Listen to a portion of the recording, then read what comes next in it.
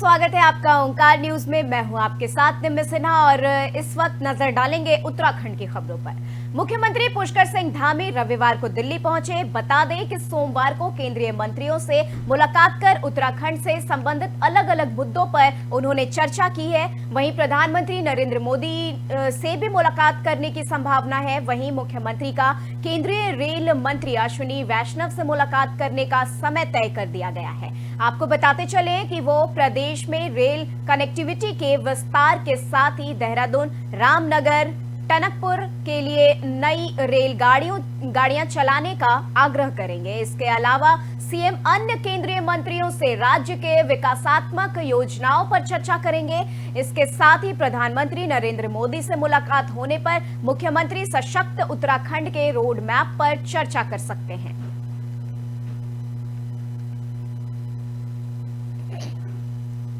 तो सीएम पुष्कर सिंह धामी आज दिल्ली पहुंचे हैं, दिल्ली दौरे पर हैं। आपको बता दें, इसके साथ ही उनके कई सारे योजनाएं हैं, कई सारे प्लान हैं। वहीं रेल कनेक्टिविटी को लेकर वो आज चर्चा करने वाले हैं। पीएम मोदी से भी मिलने की संभावना बताई जा रही है।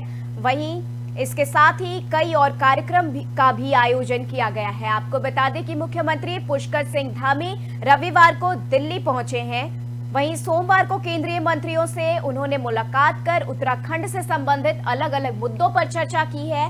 प्रधानमंत्री नरेंद्र मोदी से भी मुलाकात करने की संभावना जताई जा रही है। वहीं मुख्यमंत्री का केंद्रीय रेल मंत्री अश्विनी वैष्णव से मुलाकात करने का समय तय किया गया है। आपको बता दें कि वो प्रदेश में रेल कनेक्टिविटी के विस्तार के साथ ही देहरादून, रामनगर, टनकपुर के लिए नई रेलगाड़ियों को चलाने का आग्रह करेंगे।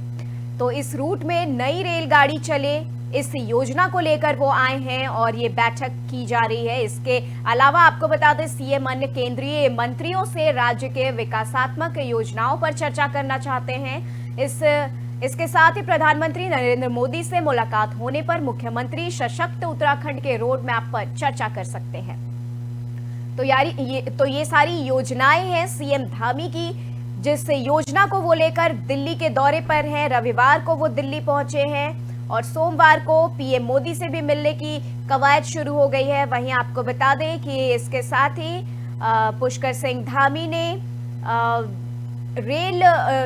रेल को लेकर के, रेल रूट को लेकर के उन्होंने योजना जो है वो सामने रखी है। मुख्यमंत्री पुष्कर सिंह धामी रविवार को दिल्ली पहुंचे हैं। वहीं केंद्रीय मंत्रियों से मुलाकात कर रहे हैं। उत्तराखंड के विकास को लेकर उससे संबंधित कई मुद्दों पर वो चर्चा कर रहे हैं। वहीं प्रधानमंत्री नरेंद्र मोदी से भी मुलाकात करने की संभावना जताई जा रही है। आपको बताते चले कि मुख्यमंत्री का केंद्रीय रेल मंत्री अश्विनी वैष्णव से भी मुलाकात करने का समय तय किया गया है। वो प्रदेश में रेल कनेक्टिविटी को लेकर इस मुद्दे पर अश्विनी वैष्णव से बात करना चाहते हैं। वहीं देहरादून, रामनगर, टनकपुर के लिए नई रेलगाड़ियां चलाने का आग्रह लेकर आए हैं। इसके अलावा सीएम अन्य केंद्रीय मंत्रियों से भी राज्य के विकासात्मक योजनाओं को लेकर चर्चा करेंगे।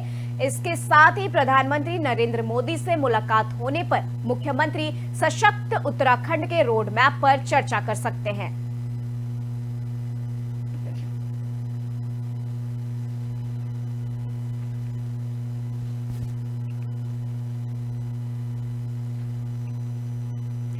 बढ़ते हैं अगली खबर की तरफ। केदारनाथ यात्रा के लिए अब गिनती के दिन रह गए हैं, लेकिन खराब मौसम से परेशानियां जो है वो बढ़ती चली जा रही हैं प्रशासन की। बीते 18 दिनों से केदारनाथ में प्रतिदिन हो रही बर्फबारी से तैयारी प्रभावित हो रही है। यहां भारी बर्फ के कारण कुबेर गदेरा में पैदल मार्ग फिर से अवरुद्ध कर दिया गया है। रविवार सुबह से केदारनाथ में हल्के बादल छाए हुए हैं। दिन चढ़ने के साथ यहां धूप की तपन भी तेज हुई, लेकिन दोपहर बाद अचानक घने बादलों के बीच हल्की बर्फबारी होने लगी। आपको बताते चले कि जिला आपदा प्रबंधन प्राधिकरण लोनिवी के अवर अभियंता सुरेंद्र रावत ने बताया कि भारी बर्फबारी के कारण गौरीकुंड केदारनाथ पैदल मार्ग कुबेर गदेरा में फिर से अवरुद्ध हो गया है।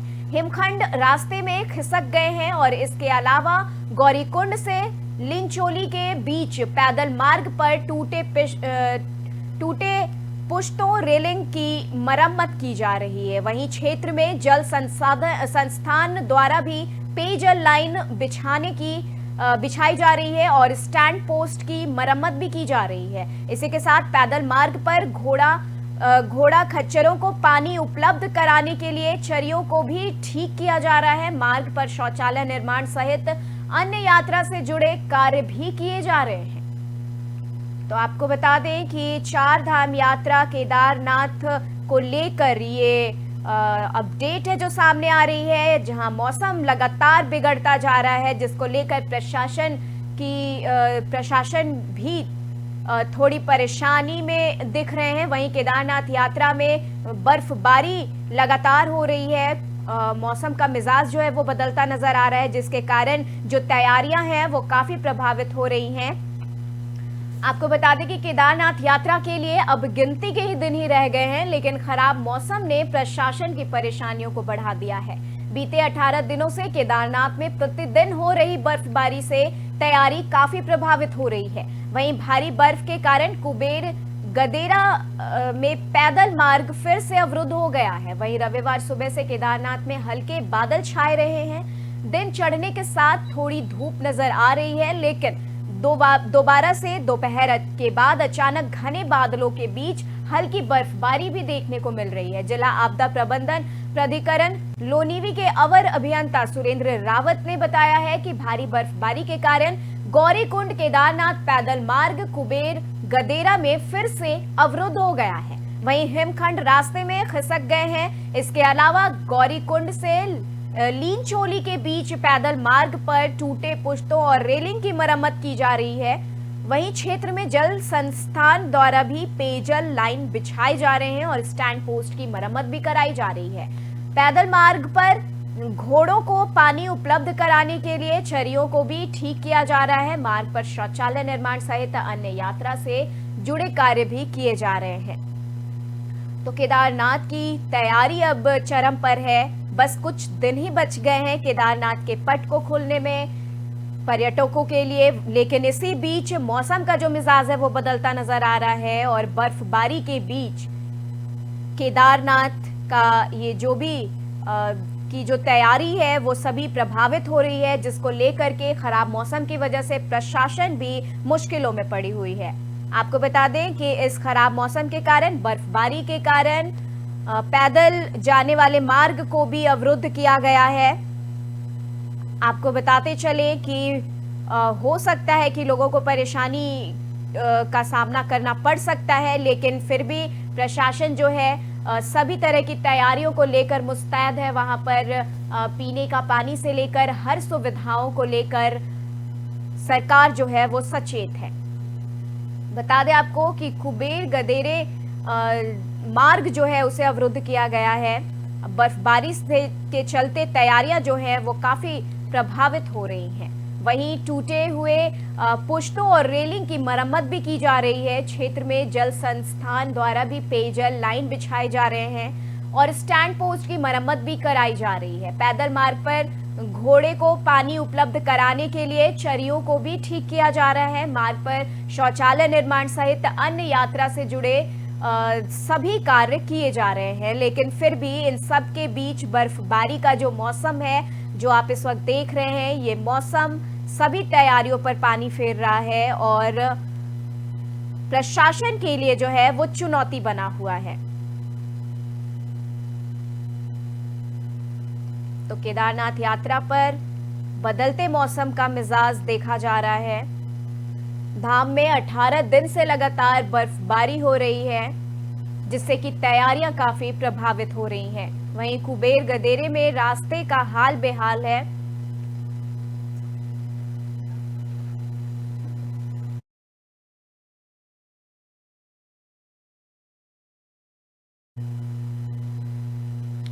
बढ़ते हैं अगली खबर की तरफ।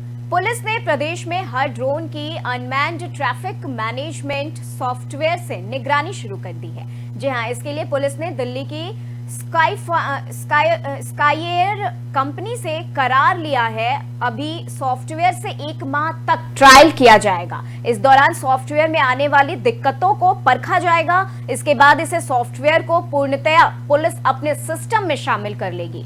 आपको बता दें कि दरअसल अभी तक कौन, कहां और क्यों ड्रोन उड़ा रहा है, इस पर नजर रखने के लिए पुलिस के पास कोई तंत्र नहीं थे, जबकि प्रदेश के कई हिस्सों में छोटे मालवाहक ड्रोन भी उड़ाए जा रहे हैं। इनसे दवाएं, ब्लड सैंपल और तमाम तरह की सामग्रियों को दूर दराज के इलाकों में पहुंचाया जा रहा है। ऐसे में कुछ असामाजिक तत्व इसका गलत फायदा भी उठा सकते हैं। लिहाजा पुलिस ने इस तंत्र को विकसित करने के लिए दिल्ली की एक कंपनी से हाथ मिलाया है और पुलिस संचार विभाग में ड्रोन टीम के दीपांकर ने बताया कि स्काई एयर कंपनी ने पुलिस के लिए यूटीएम सॉफ्टवेयर विकसित किया है।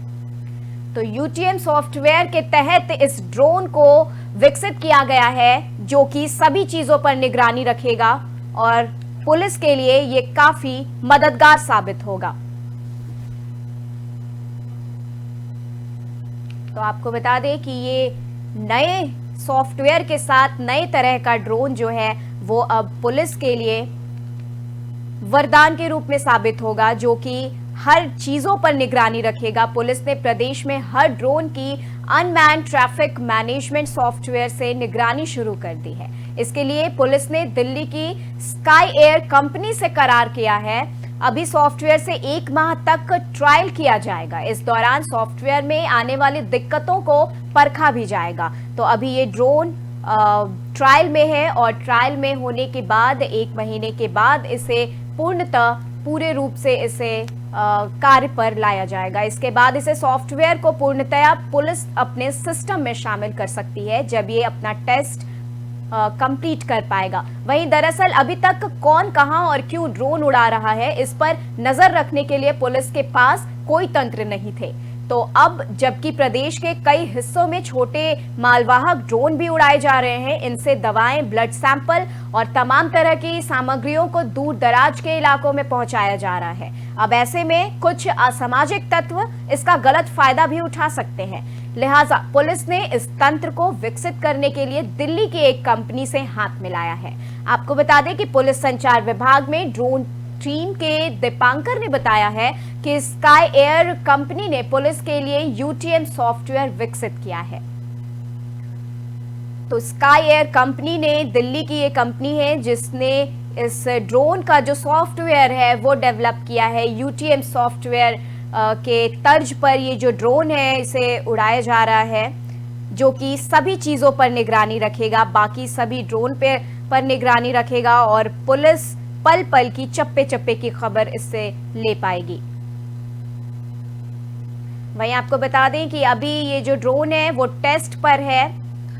टेस्ट पूरी होने के बाद, ट्रायल पूरी होने के बाद इस ड्रोन को पूर्णतः पुलिस अपने कार्यप्रणाली में शामिल करेगी।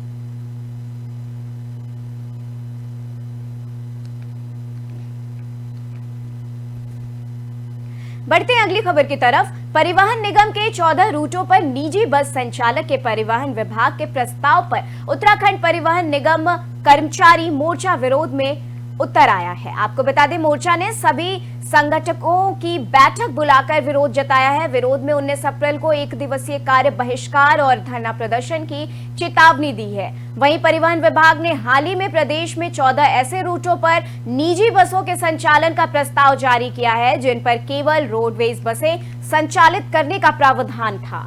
बताते चले कि हल्द्वानी संभाग में हल्द्वानी, रानीखेत, हल्द्वानी, नैनीताल, रानीबाग, भीमताल, हल्द्वानी, सितारगंज, खटीमा, टनकपुर, लोहाघाट, पिथौरागढ़, ओगला, मुरादाबाद, रामपुर सहित कई रूट पर इसे शामिल किया जाएगा। वहीं देहरादून संभाग में हरिद्वार, ऋषिकेश, लक्ष्मण झूला, देहरादून मसूरी मार्ग, देहरादून डोईवाला और रानी पोखरी ऋषिकेश मार्ग सहित तमाम जगहों पर इसे शामिल किया जा रहा है।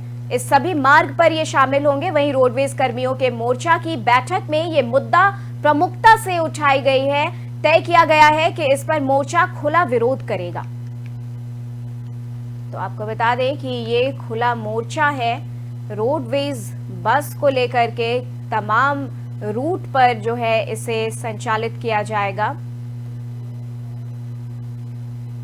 आपको बता दें रोडवेज बस से लेकर ये जो अपडेट सामने आ रही है, जिसमें कि परिवहन निगम के 14 रूटों पर निजी बस संचालन के परिवहन विभाग के प्रस्ताव पर उत्तराखंड परिवहन निगम कर्मचारी मोर्चा विरोध में उतर आए हैं।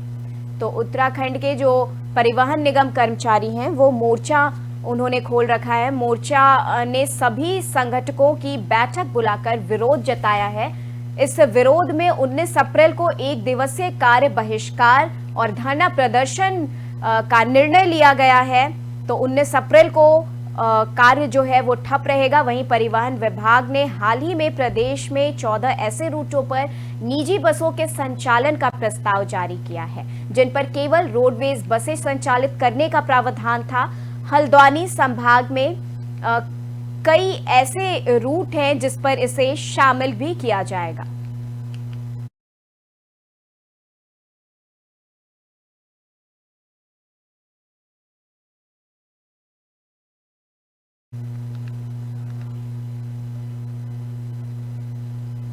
बढ़ते हैं अगली खबर की तरफ।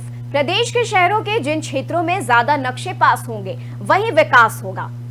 बता दें आपको, आवास विभाग ने मानचित्र स्वीकृति से मिलने वाले विकास शुल्क के निर्धारण का शासनादेश जारी कर दिया है। इसके तहत ही मलिन बस्तियों के पुनर्वास को 10% बजट का प्रावधान किया गया है। आवास विभाग की ओर से जारी शासनादेश के मुताबिक प्राधिकरण को मानचित्र स्वीकृति से जो विकास शुल्क मिलेगा उसका 10% हिस्सा वो प्रशासनिक व्यय में खर्च करेगा। इसी के साथ आपको बता दें 10% हिस्सा निकायों की मदद से मलिन बस्तियों के पुनर्वास पर खर्च करना होगा। बाकी जो 80 में से 30% हिस्सा उस क्षेत्र के विकास कार्यों में खर्च होगा। आपको बताते चले कि जहां सबसे ज्यादा नक्शे पास होने पर प्राधिकरण को विकास शुल्क मिलेगा। बची हुई 50% धनराशि का उपयोग अन्य क्षेत्रों में विकास कार्यों के गुणवत्ता के आधार पर किया जाएगा। ये शासनादेश जिला स्तरीय विकास प्राधिकरणों के साथ ही मसूरी देहरादून विकास प्राधिकरण और हरिद्वार रुड़की विकास प्राधिकरण पर भी समान रूप से लागू किया जाएगा।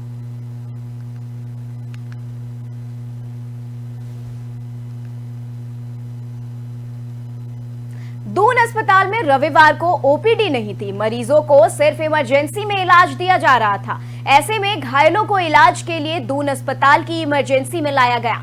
बता दें आपको, यहां स्टाफ की कमी के चलते घायलों को काफी परेशानी झेलनी पड़ी। घायल दर्द से कराहते रहे थे और लेकिन इसका एक्सरे का नंबर नहीं आ रहा था। रविवार शाम तक 28 घायल इलाज के लिए अस्पताल पहुंचे। इसमें बच्चे और किशोर समेत कुल 9 घायल हैं। इनकी उम्र जो है वो 18 साल बताई जा रही है। वहीं जानकारी के मुताबिक अस्पताल में वार्ड बॉय और वार्ड आया की कमी है। ऐसे में घायलों को अटेंड करने वाले स्टाफ नहीं थे। घायल जितेंद्र ने बताया कि इमरजेंसी में एक्सरे के लिए काफी देर तक इंतजार करना पड़ा। वही घायल एक और महिला ने बताया कि उनके सिर और मुंह पर चोट आई और 1 घंटे के इंतजार के बाद इलाज मिल पाया है। वहीं दून अस्पताल में रविवार को ओपीडी भी नहीं थी। मरीजों को सिर्फ इमरजेंसी में इलाज दिया जा रहा था। ऐसे में घायलों को इलाज के लिए दून अस्पताल की इमरजेंसी में लाया गया। यहां स्टाफ की कमी के चलते घायलों को काफी परेशानी उठानी पड़ी। वहीं घायल दर्द से कराहते रहे लेकिन उनका एक्सरे का नंबर जो है वो नहीं आ पाया। तो देहरादून से ये अपडेट आ रही है, ये खबर आ रही है जहां की स्वास्थ्य को लेकर अस्पतालों की जो लचर व्यवस्था है वो सामने आ रही है। जहां रविवार को ओपीडी बंद थी और कई स्टाफ की भी कमी थी, जिस कारण एक सड़क दुर्घटना में 29 लोग घायल हो गए थे और इस दौरान सभी को इलाज कराना था और सभी लोगों को काफी मशक्कत का सामना करना पड़ा। काफी कड़ी मशक्कत के बाद उनका एक्सरे का नंबर आया। तो ये जो तमाम जानकारी है वो इस अस्पताल प्रशासन से निकल के आ रही है, जहां की लचर व्यवस्था जो है वो सामने आ रही है। तो दून अस्पताल का ये पूरा मामला बताया जा रहा है। दून अस्पताल में इस तरह का जो कमी, जो स्टाफ की कमी देखी गई और जो स्वास्थ्य को लेकर लचर व्यवस्था देखी गई, ये काफी चिंताजनक है। दून अस्पताल में रविवार को ओपीडी भी नहीं थी। वहीं मरीजों को सिर्फ इमरजेंसी में ही इलाज दिया जा रहा था। ऐसे में घायलों को इलाज के लिए दून अस्पताल की इमरजेंसी में लाया गया। यहां स्टाफ की कमी के चलते घायलों को काफी परेशानी उठानी पड़ी।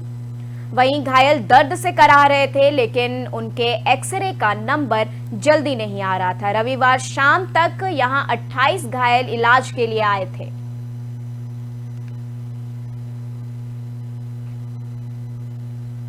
फिलहाल के लिए उत्तराखंड की खबरों में बस इतना ही। देश दुनिया की तमाम खबरों के लिए आप बने रहे ओंकार न्यूज के साथ। दीजिए इजाजत, नमस्कार।